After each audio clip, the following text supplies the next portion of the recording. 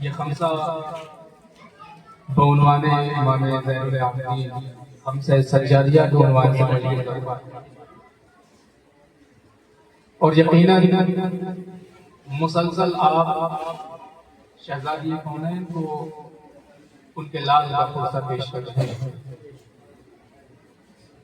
اور یہ خداوند عالم کا لاکھ لاکھ شکر ہے، اور جتنا بھی شکر ادا کیا جائے وہ کم ہے کہ اللہ نے مجھے اس منبر پر بیٹھنے کی توفیق دی اور آپ کو فرش اعظم پر بیٹھنے کی توفیق دی۔ اس لیے کہ اس فرش اعظم پہ بیٹھنے کی توفیق اللہ سب کو نہیں دیتا۔ پانچویں امام کی ایک روایت ہے، صلوات پڑھیں پر محمد پانچویں امام کی ایک روایت ہے کہ دیکھیے فرش اعظم پہ ہر کس و ناکس ہر کوئی آگے نہیں بیٹھ جاتا۔ کوئی یہ سمجھے کہ فرش اعظم پہ ہم آئے ہیں تو یہ بھی اس کے ایک طریقے سے فخر کا مقام ہے بھی اور فخر کا مقام نہیں بھی۔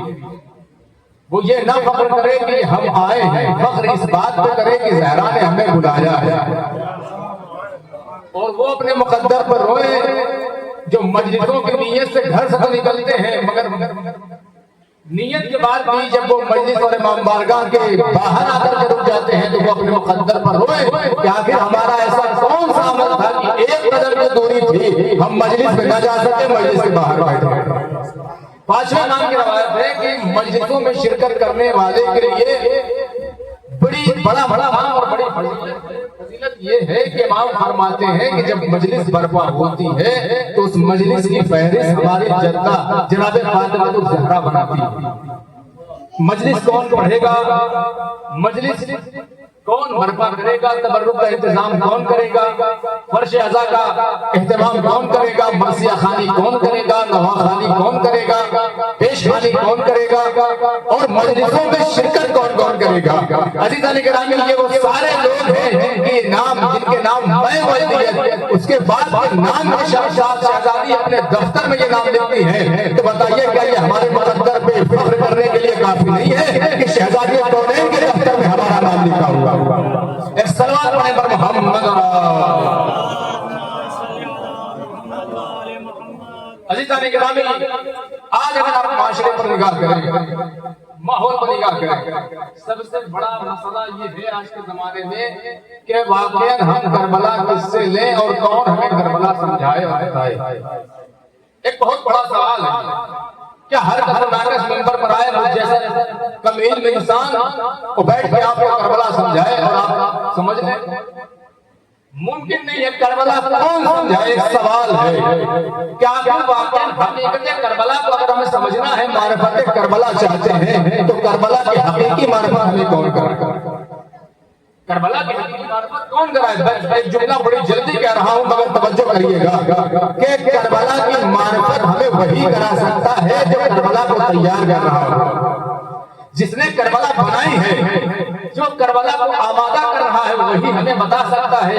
نہیں وہ انجینئر ہی بتائے گا کہ بلڈنگ میں بیڈ روم کہاں ہوگا، وہ انجینئر ہی بتا سکتا ہے کہ بلڈنگ میں باتھ روم کہاں ہوگا، وہ انجینئر ہی بتا سکتا ہے جس نے بلڈنگ کا نقشہ تیار کیا ہے، وہی سمجھا سکتا ہے کہ اس سارے سسٹم کو کیسے سجایا گیا ہے۔ اب اگر واقعاً کربلا کو سمجھنا ہے، حقیقت کربلا کو سمجھنا ہے تو اسے وہی سمجھا سکتا ہے جس نے کربلا بنائی ہے۔ ایک صلوات پڑھیں پر محمد۔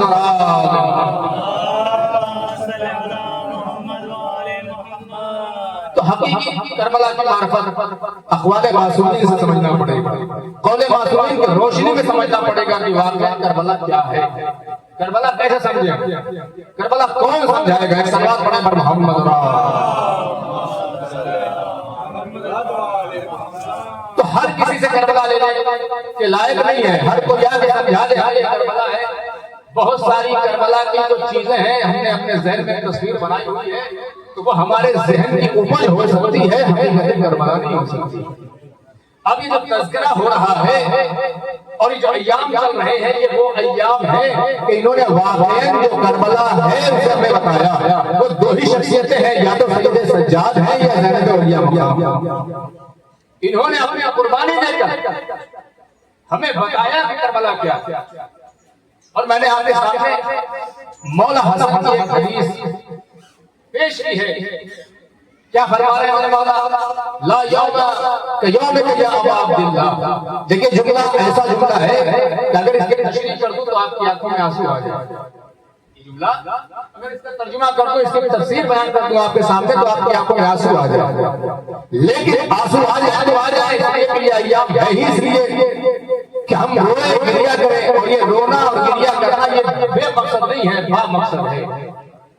دیکھیں اگر آپ سماج اور تاریخ اٹھا کے دیکھیں گے تو رونے کی جو تاریخ ہے، سماج اگر رونے کی تاریخ کرتا ہے تو یہ کہتا ہے کہ رونا بزدلی کی علامت ہے. اگر آپ کو روتا ہوا انسان ملے تو کہیں گے اسے کرنے کے لیے کچھ نہیں تھا تو بس ایک رونا. لیکن عزیزان گرامی اگر تاریخ اسلام پر نگاہ کریں گے تو رونا بزدلی کی علامت نہیں ہے، اس کا فلسفہ ہے. ہر رونا بزدلی کی علامت نہیں ہے. میدان آگے اگر روئے تو یہ رونا بزدلی کی علامت ہے. لیکن کربلا جیسا میدان اور اس میدان کے ساتھ کا اعلان کرنا تو یہ بزدلی کی علامت نہیں ہے، یہ بہت بڑی شجاعت کی علامت ہے. سلام پڑھیں گے محمد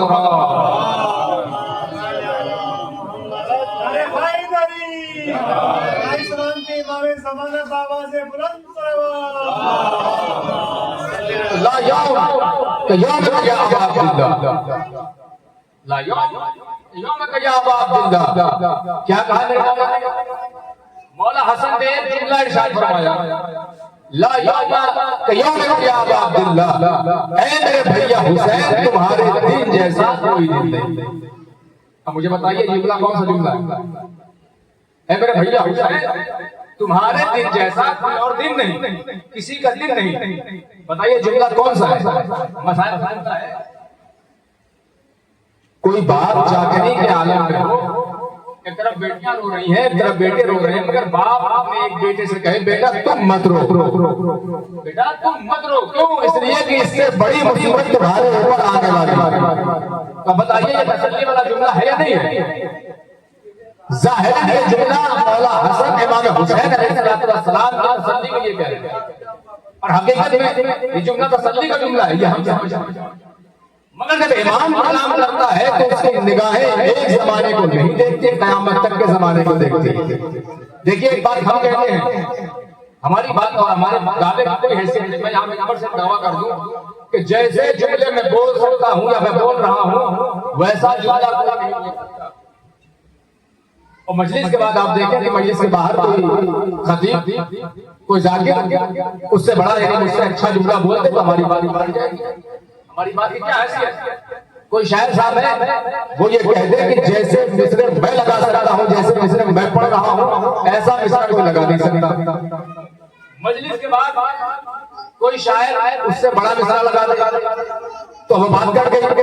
تو یہ ہماری اور آپ کی بات ہے کہ ہماری بات کی کوئی حیثیت نہیں ہوتی، ہماری بات کی کاٹ موجود ہوتی ہے. مگر جو امام کلام کرتے ہیں، امام کا کلام کلام الامام ہوا کرتا ہے. امام کا کلام کرتا ہے تو ایک زمانے کو نہیں دیکھتا، اس کا کلام قیامت تک باقی رہنے والا ہوتا ہے. اور امام کا جملہ اور کلام وہ ہوتا ہے کہ رہتی دنیا اسے کاٹ نہیں سکتی، رہتی دنیا اسے کاٹ نہیں سکتی. میں آپ کے سامنے کہہ دوں، ارے سب سے بڑی دلیل ہمارے پاس علی کا نہج البلاغہ ہے. جو علی نے کہہ دیا قیامت تک اس کی بات کو کوئی کاٹ نہیں سکتا. ایک سلوات پڑھیں گے پر محمد یہ حسن اسی کا بیٹا ہے، اسی علی کا بیٹا. کیا کہہ رہا ہے کہ حسن نے جملہ کا لا یوم یا ابا عبداللہ. کب جملہ کہا یہ آپ غور کریے.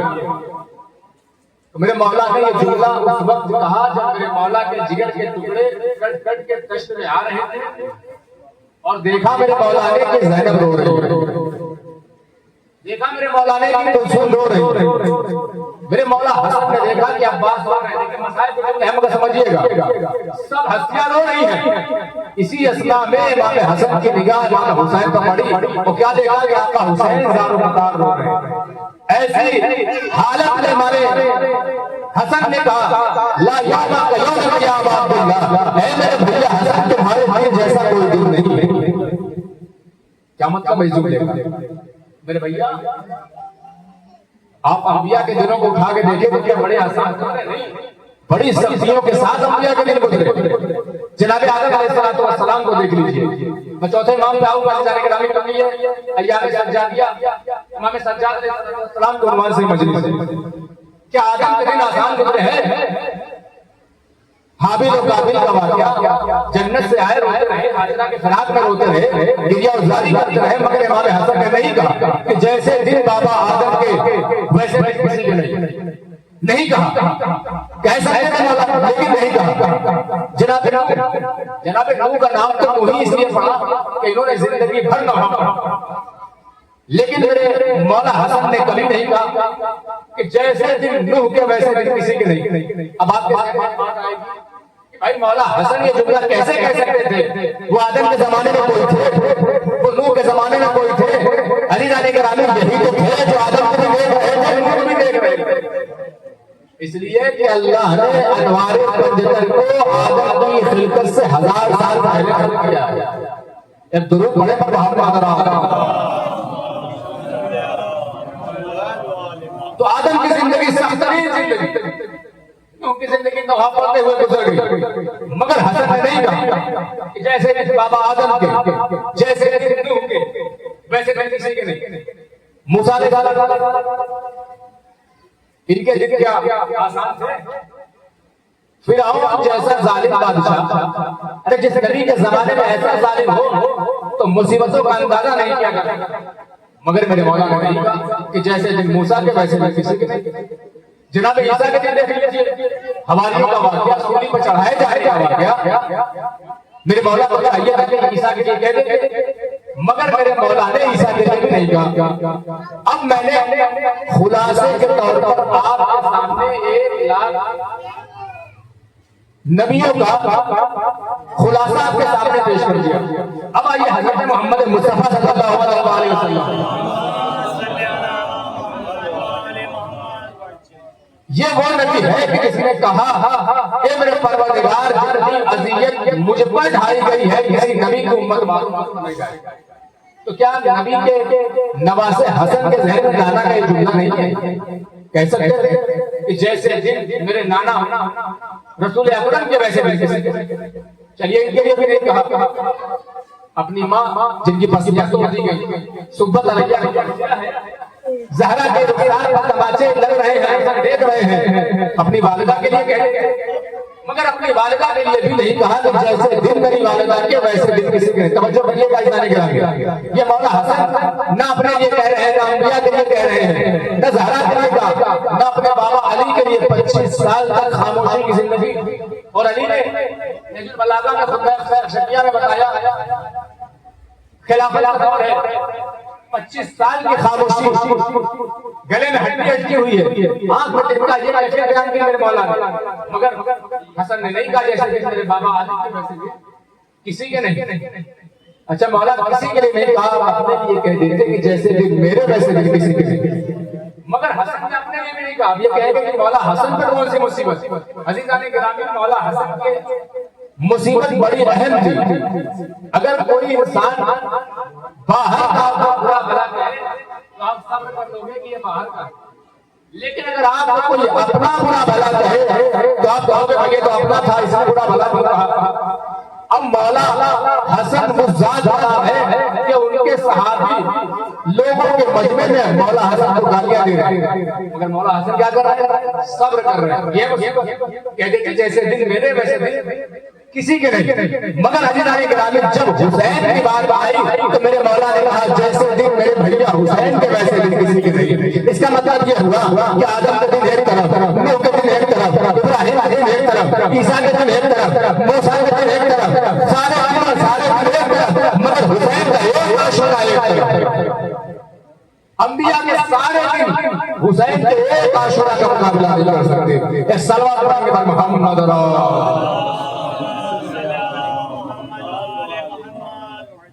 یہ ہے لا یا ابا عبداللہ. سارے ایام ایک طرف سارے دن ایک طرف حسین کا عاشورہ ایک طرف. عزیزان گرامی میں تو کچھ کہہ نہیں سکتا تھا مگر آیت اللہ جوادی عالمی نے ایک بڑا فکرہ کہہ دیا اور وہ یہ کہا کہ مولا حسن نے جو کہا ہے وہ بڑا صحیح جملہ کہا ہے بہت بہترین جملہ کہا ہے. اس لیے کہ کربلا میں وہ حسین ایک قدم بھی پیچھے ہٹا دیتے تو آدم کی زحمتیں برباد ہو جاتی، نوح کی زحمتیں برباد ہو جاتی، ابراہیم کی زحمتیں برباد ہو جاتی، محمد عربی کی زحمتیں برباد ہو جاتی، علی مرتضیٰ کی زحمتیں برباد ہو جاتی۔ ارے کروڑوں سلام ہو حسین بن علی کہ اس نے اپنا ایک قدم آگے بڑھا کر آدم کی زحمتوں کو بھی بچایا ہے، ابراہیم کی زحمتوں کو بھی بچایا ہے، نوح کی زحمتوں کو بھی بچایا ہے۔ اور کسی کے لیے جملہ نہیں کہا گیا بلکہ حسین کے لیے کہا گیا، اے حسین، اے آدم کے وارث حسین تم پر سلام، اے نوح کے وارث حسین تم پر سلام۔ ایک سلام پڑھیں بر محمد۔ یہ جملہ کسی کے لیے نہیں کہا گیا، یہ ہے کربلا۔ کہاں سے لیں گے ہم کربلا؟ جنہوں نے بنائی ہے وہ بتائیں کہ کربلا کربلا دیکھیے، کربلا ہر ناک ہر کو جا کے سمجھا دے نہیں ہو سکتا، کربلا وہی سمجھائے گا جس نے کربلا بنائی۔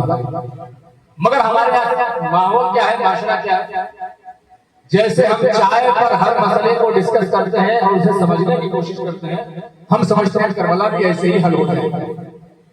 کربلا بھی ہم بحث و مباحثے کے ذریعے دیکھیے، کربلا ہمارے ذہن کی اپج کا نام نہیں ہے، کربلا معصوم کے ذہن، معصوم ذہنوں کے بنائے ہوئے منصوبے کا نام ہے۔ لہٰذا اگر اسے سیرت معصومی کی روشنی میں سمجھنا پڑے گا کہ کربلا کیا ہے۔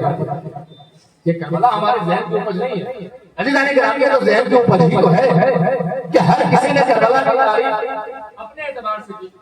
میں کسی سے پوچھا گیا کہ حسین کیوں نکلے، تو اس نے اپنے ذہن کے مطابق جو بڑا نمازی تھا جس کے بڑے بڑے کھٹکے کے نشان پڑے ہوئے تھے، سجدے کے نشان، اس نے یہ تعریف کی کربلا کی کہ حسین تو اس لیے نکلے تھے کہ نماز پڑھ جائے۔ جو پکا روزہ دار تھا اس سے پوچھا گیا تو اس نے کہا حسین تو اس لیے نکلے تھے کہ روزہ بچ جائے۔ جو پکا حاجی تھا جس نے حج کر رکھا تھا اس نے کہا حسین تو اس لیے نکلے تھے کہ کربلا سمجھا رہے ہیں۔ یہ الگ الگ ذہن ہیں، الگ الگ ذہنوں میں کربلا الگ الگ ہے۔ کوئی کہہ رہا نماز بچانے کے لیے حسین نکلے، کوئی کہہ رہا روزہ بچانے کے لیے حسین نکلے، کوئی کہہ رہا نہیں حج بچانے کے لیے نکلے، کوئی کہہ رہا نہیں زکات بچانے کے لیے نکلے۔ عزیزان گرامی، ہر کوئی اپنے اپنے اعتراض سے کربلا کی تعریف کرتا ہے۔ یہ تو ہمارا ذہن ہے کہ ہم کربلا کی جو بھی تعریف کر لیں، مگر عزیزان گرامی جو ہماری ذہنی اپج ہے اسے کربلا نہیں کہا جاتا، بلکہ جو معصوم کے بنائے ہوئے منصوبے ہیں اسے کربلا کہا جاتا ہے۔ سلوات پڑھیں بر محمد۔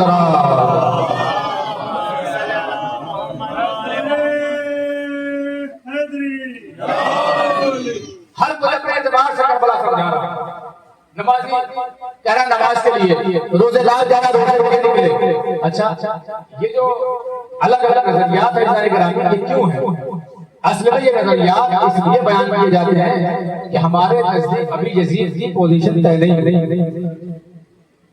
یزید اگر ہم نے یہ مان لیا کہ حسین فقط نماز کے لیے نکلے تو نتیجہ یہ نکلے گا کہ یزید فقط نماز کا دشمن تھا۔ اگر ہم نے محدود کر دیا تو حسین نماز کے لیے نکلے تو مطلب یزید نماز کا دشمن۔ اگر ہم نے یہ مان لیا کہ حسین روزہ بچانے کے لیے نکلے تو مطلب یہ ہوگا کہ بھائی وہ نمازی تو تھا مگر روزے کا دشمن تھا۔ اگر ہم نے یہ کہا کہ حج بچانے کے لیے نکلے تو اس کا مطلب یہ ہو جائے گا کہ یزید روزے دار بھی تھا، نمازی بھی تھا، حج کا دشمن تھا۔ اگر ہم کہیں زکات کے لیے، عزیزان گرامی اگر ہم نے کسی چیز کو محدود کر دیا تو مطلب یہ ہوگا کہ یزید فقط اس چیز کا دشمن تھا۔ مگر عزیزان گرامی اگر میں یہ بات ساتھ تو اچھے سے باتیں ہو جائے گی۔ سلوات پڑھیں بر محمد۔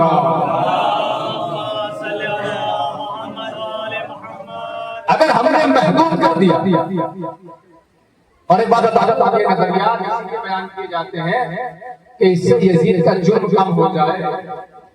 یزید کے جرم کو چھپانے کے لیے کہتے ہیں کہ حسین تو نماز کے لیے نکلے، حسین تو روزہ بچانے کے لیے نکلے، حسین عزیزان کرام یہ مثال سمجھیے گا بات واضح ہو جائے گی۔ دیکھیے ہر شہر میں، ہر گاؤں میں جو گاؤں والے ہیں وہ زیادہ سمجھیں گے کہ ہر گاؤں میں کہیں نہ کہیں کوئی نہ کوئی ایک پوائنٹ ہوتا ہے جہاں سردیوں میں آگ جلائی جاتی ہے، جہاں سردیوں میں آگ جلائی جاتی ہے۔ کیوں؟ تاکہ جو فری لوگ ہیں، گاؤں میں یہ زیادہ ہوتا ہے، شہروں میں کیونکہ لوگ ڈیوٹی والے ہوتے ہیں، گاؤں میں یہ ہوتا ہے کہ ایک پوائنٹ ہوتا ہے وہاں آگ جلائی جاتی ہے سردیوں میں، اور وہاں پہ 4-5 لوگ پورے دن ہمیشہ جو ہے وہاں پہ لوگ موجود رہتے ہیں۔ तापा करके ये गाँव जो गाँव वाले हैं वो कि कोई ना कोई पॉइंट शहरों में भी होता है, गाँव में भी होता है, वहाँ लोग जमा होते हैं और ये पॉइंट वो होता है कि वहाँ खड़े होकर पूरे गांव और पूरे मोहल्ले का डिस्कशन होता है कि फलां के घर में क्या हो रहा है, फलां के घर में क्या हो रहा है, फलां के घर में क्या हो रहा है। अब मेरे अंदाज में ये भाईजान ग्रामीण सर्दियों का दिन था, नगर पालिका की तरफ से लकड़ी गिराई गई, मगर जब लकड़ी गिराई गई तो 3-4 दिन तक मौसम ऐसा रहा कि धूप नहीं निकली, मौसम ऐसा रहा कि धूप नहीं निकली, मगर चौथे दिन जरा सूरज निकलने का कुछ आसार नजर हुए और 4 लोग वहां बैठे हुए आग ताप रहे थे। जब सूरज को निकलते हुए देखा तो 4 में से किसी एक ने कहा कि भाई साहब ये बताओ कि सूरज के निकलने का मकसद क्या है। तो जो करिएगा इस सूरज के निकलने का मकसद क्या है। उसमें से एक बंदा जो थोड़ा थोड़ा लिया हुआ था, ऐसा लग रहा था कोई खेत में जाने वाला है, किसान है, खेती करने वाला था। भाई मैं बताऊंगा कि सूरज के निकलने का मकसद क्या है। तो भाई बताइए सूरज के निकलने का क्या मकसद है। का देखिए सूरज के निकलने का मकसद ये है, देखिए आप समझिएगा, सूरज के निकलने का मकसद ये है कि वो मेरा 10 बीघा जो खेत गीला पड़ा हुआ है, ये सूरज निकलेगा तो वो मेरा खेत सूख जाएगा। बच्चों करिएगा वो 10 बीघा जो मेरा खेत है, ये सूरज निकलेगा तो मेरा खेत जो है सूख जाएगा। उसमें से एक कन्या का नजर तो ऐसी बात है, कैसी बेवकूफी की बात कर रहे हैं, ये कैसी बेवकूफी की बात कर रहे हैं कि सूरज निकलेगा तो तुम्हारा खेत सूखेगा। तो भाई साहब आप बताओ, मैं बताता हूँ सूरज के निकलने का मकसद क्या है। तो वो साहब नए सऊदी अरबिया से बाहर से आए हुए थे और उन्होंने कहा सूरज के निकलने का मकसद ये है कि मैं अभी बाहर से आया हूँ और एक ऐसा ज़र्फ, ऐसी पतीली लाया हूँ कि जिसमें खाना सूरज की किरणों से बनता है। तो जो करिएगा जिसमें खाना सूरज की किरणों से बनता है, ये सूरज निकल रहा है ताकि मेरा खाना बन जाए। ये सूरज निकल रहा है ताकि समझिए करबला समझ जाएगी, ये सूरज निकल रहा है ताकि मेरा खाना बन जाए। तीसरा शख्स खड़ा कर रहा, तुम दोनों बेवकूफी वाली बात कर रहे हो, ये कैसी बात हो गई। तुम कहते हो तुम्हारा खेत सूख जाए, सूरज इसलिए निकल रहा है तो तुम्हारा खेत सूखे। तुम ये कहते हो कि सूरज इसलिए निकल रहा है तो तुम्हारा खाना पक जाए। तुम ये बता दो कि सूरज के निकलने का क्या मकसद है। उसने कहा कि देखो सूरज इसलिए निकल रहा है कि मैंने अभी अपना कपड़ा धुल के फैलाया है, शाम में फला का वलीमा है, लिहाजा सूरज निकलेगा मेरा कपड़ा सूखेगा तो मैं ये कपड़ा पहन के उसके वलीमे में जाऊंगा। जो उससे बड़ी हो गई अजीज़ाने गिरामी, तीनों ने अपनी बात डाली तो चौथा शख्स वहीं खड़ा था, मगर वो शख्स सर को झुकाए हुए था। इन तीनों ने कहा भाई हमने तो बता दिया सूरज के निकलने का मकसद, अब जरा तुम भी बताओ। तो शख्स ने सर को उठाया और उठाने के बाद कहता है न तुमने गलत कहा है, न तुमने गलत कहा है, न तुमने गलत कहा है, मगर सूरज के निकलने का यह मकसद नहीं है। तवज्जो करिएगा, तुमने भी गलत नहीं कहा, तुमने भी गलत नहीं कहा, मगर सूरज के निकलने का मकसद न तुम्हारा खेत सुखाना है, न तुम्हारे कपड़े सुखाने हैं, न खाना पकाना है। तब मकसद क्या है? सूरज के निकलने का मकसद ये है कि पूरी कायनात को अंधेरे से निकाल कर उजाले में ले आए। तो सूरज के निकलने का मकसद एक है कि इस कायनात को अंधेरे से निकाल कर उजाले में ले आए। बस कहने लगे ये जो मेरा खेत सूखा, ये जो मेरा कपड़ा सूखा, ये जो मेरा खाना पका, तो वो शख्स कहता है ये सिर्फ सदके में है, ये सिर्फ सदके में है। अब समझिएगा फलसफा पता लगा, आप समझिएगा जो कहते हैं कि नमाज के लिए, रोज़े के लिए, हज के लिए, ज़कात के लिए, हुसैन ने रोज़े के लिए निकले थे, हज के लिए निकले हैं, ज़कात के लिए निकले हैं, बल्कि हुसैन इलाही निज़ाम को बचाने के लिए निकले थे। सदके में नमाज बच गई, रोज़ा बच गया, हज बच गया, दीन शरीयत इस्लाम सब कुछ बच गया। सल्लल्लाहु अलैहि मोहम्मद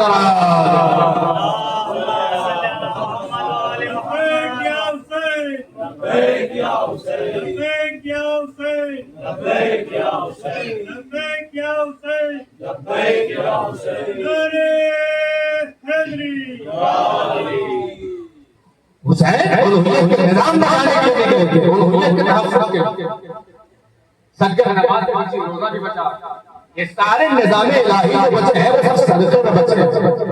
मकसद निजाम इलाही को बचाना, फकत एक शय को ये है मकसद करबला। तो करबला कहाँ समझ में आएगी? सीरत मासूमीन से समझ में आएगी। करबला एक जुमला, बड़ा जुमला कह रहा हूँ, करबला समझना है تو شکم کو لقمہ حلال سے دور کریے، حرام سے دور۔ ورنہ کربلا کے میدان میں حسین بھی یہ کہہ رہے تھے کہ تمہیں میرا مقصد سمجھ میں نہیں آئے گا، کیوں؟ اس لیے کہ تمہارے پیٹ حرام سے بھرے ہوئے۔ تو جب حسین کی باتوں کا اثر نہیں ہو رہا ہے، اگر آج حرام کھائے تو جانے گا کہ حسین نظام الہی کو بچانے والے۔ اب دیکھ لیجئے، خواجہ کا بعد اللہ ہے، شاہ است حسین، بادشاہ است حسین، دین است حسین، بے پناہ است حسین۔ دیکھیں خواجہ نے کیا کہا؟ شاہ است حسین، شاہ ہے حسین، بادشاہ ہے حسین، اور یہ نہیں کہا کہ دین کے بچانے والے ہیں حسین۔ خواجہ نے کہا کہ دین ہے حسین اور دین کی پناہ ہے حسین۔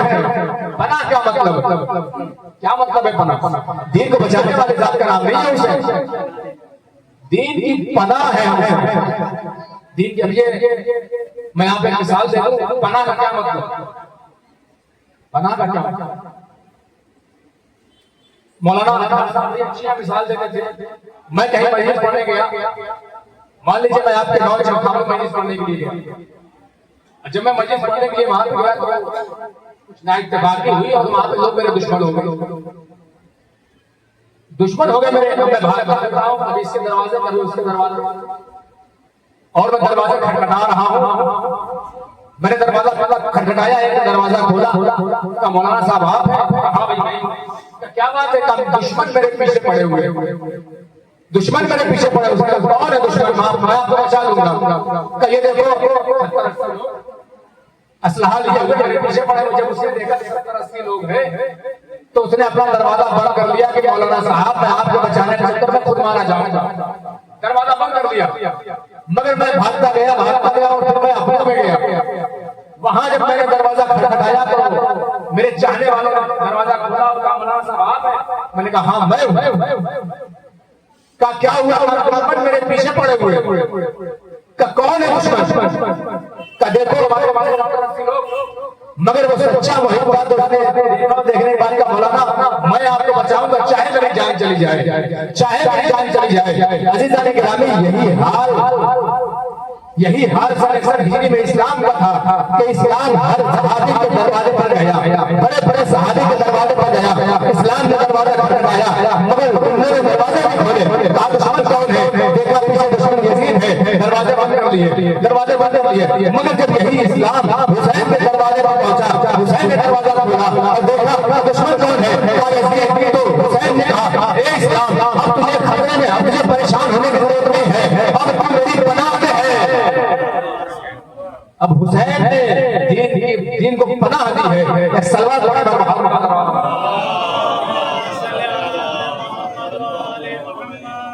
حسین نے دین کو پناہ دی،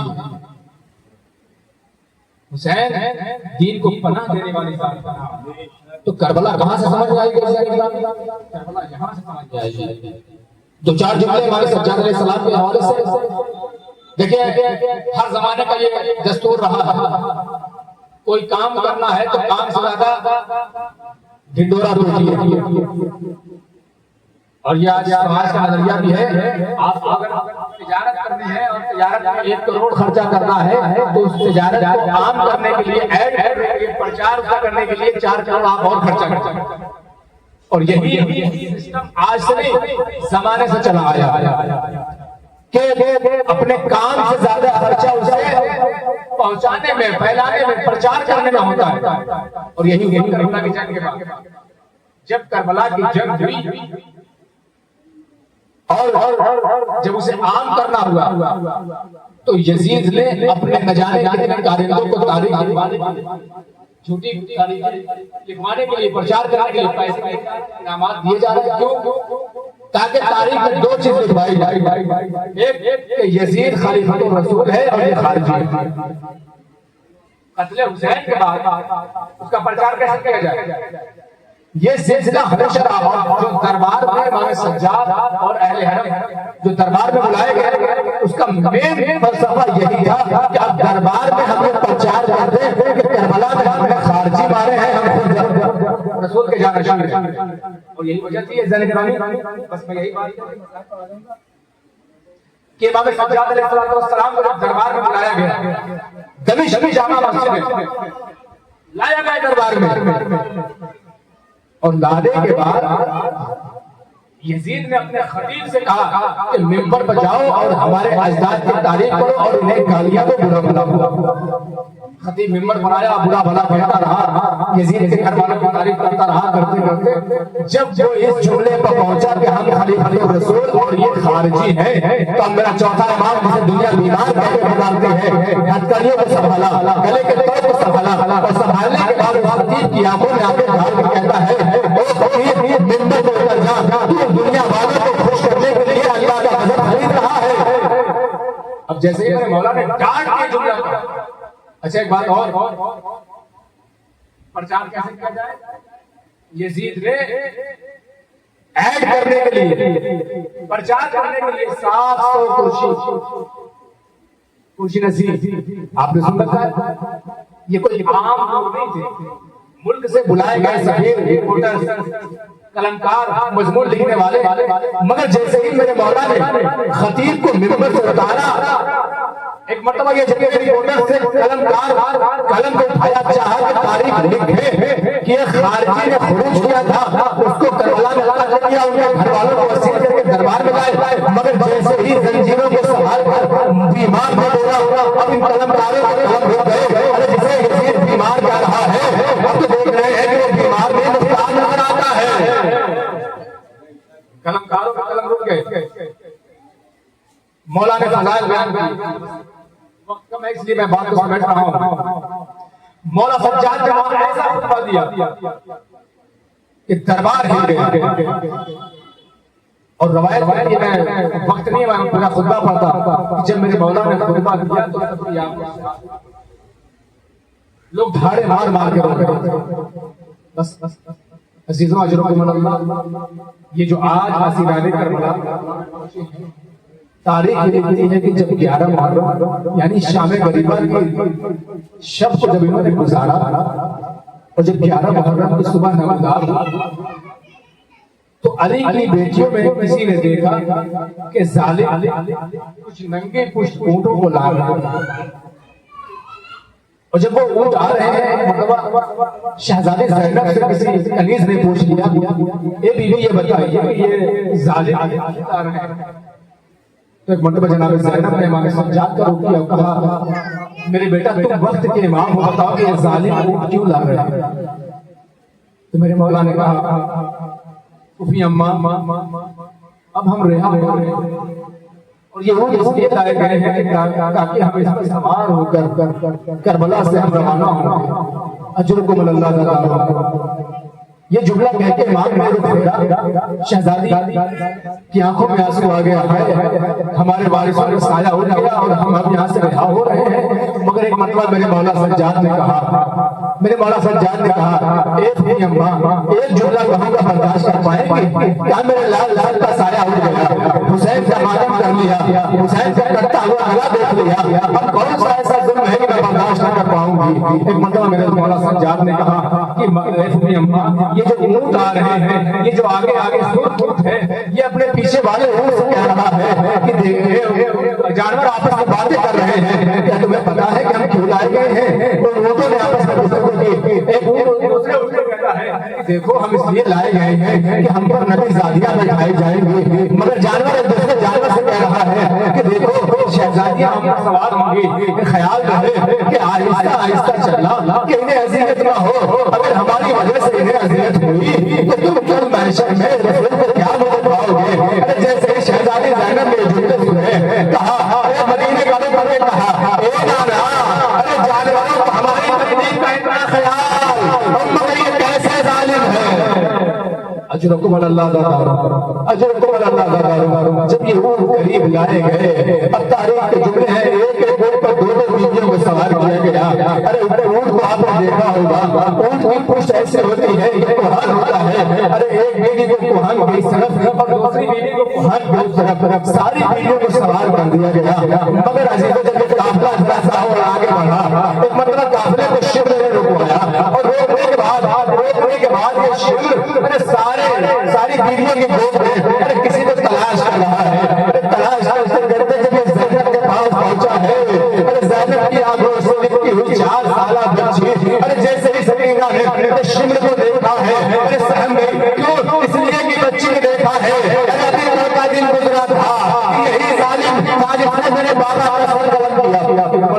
سکینہ کو جناب زینب کی آنکھوں سے کھینچا، اجرکم اللہ، اجرکم اللہ، سکینہ کو کھینچا، تو کھینچنے کے بعد ایک ننگی پشتون پر لے گیا اور لے جانے کے بعد بٹھا دیا، قافلہ آگے بڑھا، مگر سکینہ نے گریا کرنا شروع کیا، اے بھیا سر جان مجھے بچا لو، ارے میں ہوں نہیں جاؤں گی، اے اماں مجھے بچا لو، ارے جب یہ شور ہوا اور مرتبہ خود حدیث فوج کے لوگوں نے کہا اے شور کتنا ظالم ہے، ارے اس بچی کا بابا مارا گیا، اس کا چچا مارا گیا، اس کا بھیا مارا گیا، ارے تو نے اسے اکیلے کو منہ پر دکھا دیا، یہ بچی گر کے مر جائے گی، یہ بچی مر جائے گی۔